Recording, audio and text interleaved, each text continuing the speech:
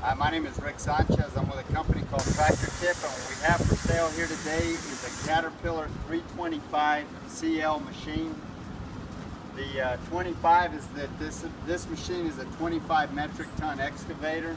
C is the Caterpillar C series. L stands for a long carriage, and that, along with the wider than standard pads, adds to the stability of the machine. It adds to greater lifting capacity. It's easier on the operator, so on and so forth. So we're going to talk a little bit about the mechanics of this machine in the first clip, the operating specs in the second, and we'll run it in the third. The last time I priced one of these machines out, they run about $225,000, but that was probably about 5 years ago. Last time I priced a new one, so I don't know where they're at now. This machine has got 9,748 hours on it. As far as manufacturers go, you know, Cat's ubiquitous out there. They're number one in the world of heavy construction, mining, and agricultural equipment. It's not because they're cheap. They build solid, reputable products that have stood the test of time through the 1900s. This machine weighs 60,406 pounds. The widest point are these tracks right here. These tracks are 11 foot 2 inches. A standard 325 excavator's track width is 9 foot 8 inches. Like I said in the beginning, that's wider than standard pads, and it being a long carriage, it helps with the lifting capacity, the flotation, the stability of the machine. There's all kinds of benefits to that. The highest point is the top of that cab right there at 10 foot 4 inches. The transportation length is 36 foot when this thing is bowed down and tucked away in transport profile. It's 36 feet. Comparable machines are like a Komatsu PC250, a John Deere 270, maybe a Volvo EC240. It's probably bigger than a 240. As far as the history of this unit goes, like most of the machines that we purchase, it's an original owner Dallas, Texas machine. It's got no rust whatsoever. We're far enough south and 300 miles from the ocean, so the only salt we see is the salt on our kitchen tables. This machine comes from a large, well-organized contractor here in the Dallas-Fort Worth area that had a comprehensive maintenance program that rivals some of the best I've seen.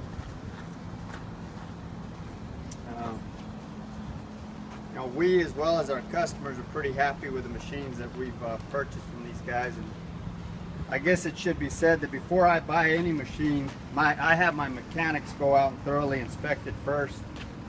And then before I write a check for it, I go out and I inspect it myself personally. We just don't buy junk. I'm going to talk about the engine.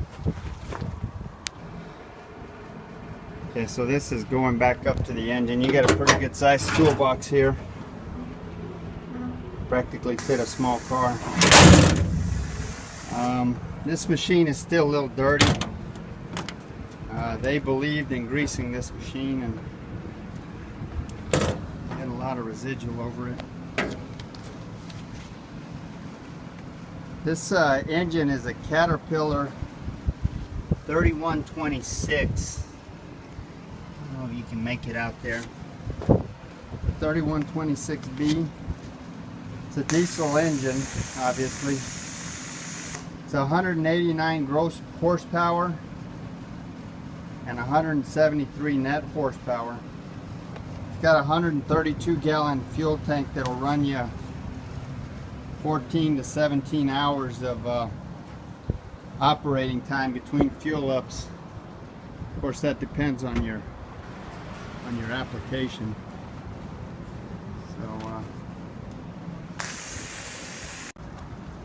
Okay, so as far as the undercarriage goes, I don't know if you guys can make this out, but it's got new rails on it. new pins and bushings and links. These carrier rollers aren't new, but they're about 75%. The front idlers are new, and some of these bottom rollers are new. Not all of the bottom rollers, but the ones that needed to be replaced are new.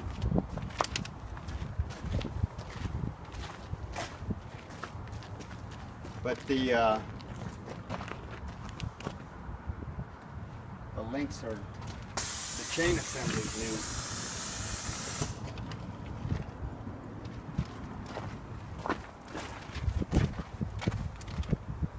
There's no leaks on the final drives. The final drives have got plenty of power, allowing them to counter-rotate. The hydraulics are strong. There's no cracks or welds anywhere in the work equipment whatsoever. This machine's never been, you can see we didn't paint it. All of the pins and the bushings are relatively tight.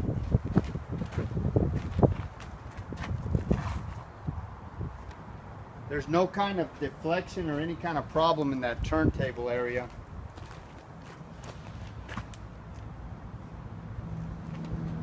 You can see the cutting edge, the teeth here are in decent shape, about 80%. As far as the operating capacities go, this bucket here is a 60-inch bucket. This side cutter right here is turned wrong. We didn't flip it we should have done that before we did this video, but it's running late in the day and I'm ready to go home. So anyway, it just flips over right here. The side cutter just flips over, and this is a 60-inch bucket.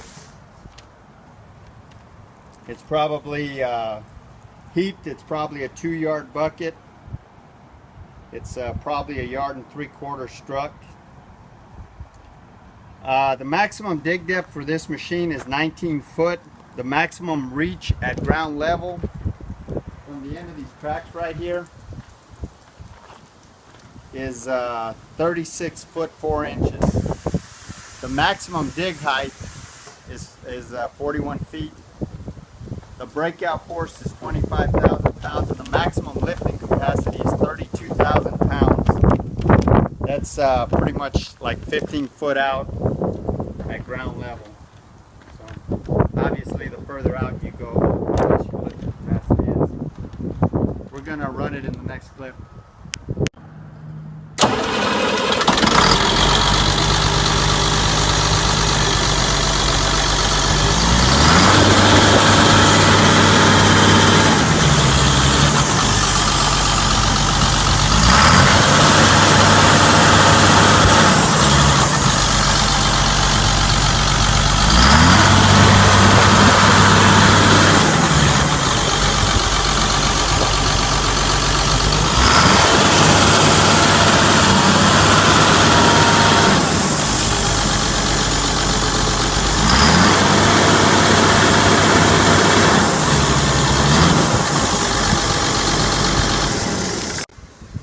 Okay, so this is the inside of the cab here.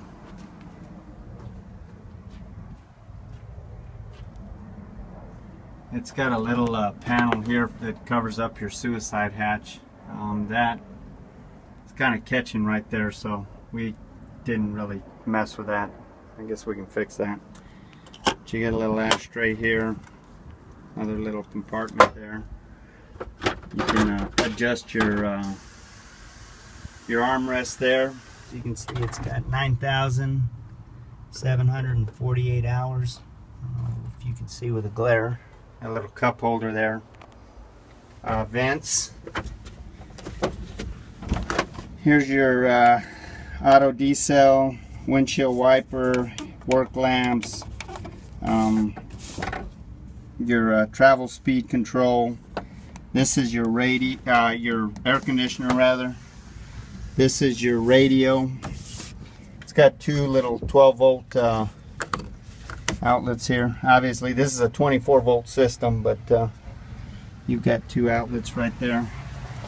So when you go to turn the machine on. There's no error codes. I'll go ahead and start it.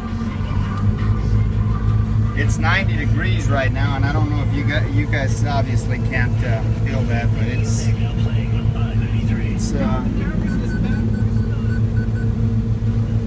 blowing nice and cold. This is your throttle control switch right here. You can see you can dial it down or up. You can hear the engine go up. All the gauges work.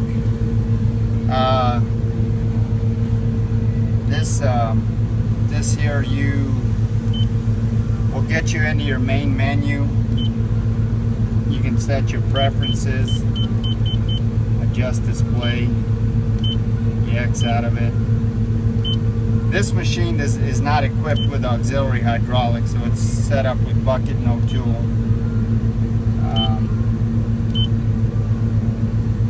You get into your maintenance and fluid info. I kind of like this feature because it shows you your recommended service intervals, like your engine oil filter is 500 hours.